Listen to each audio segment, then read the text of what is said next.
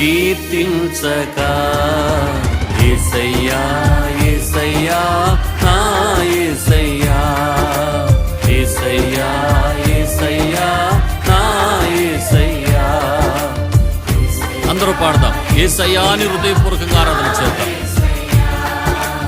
యేసయ్యా యేసయ్యా నా యేసయ్యా.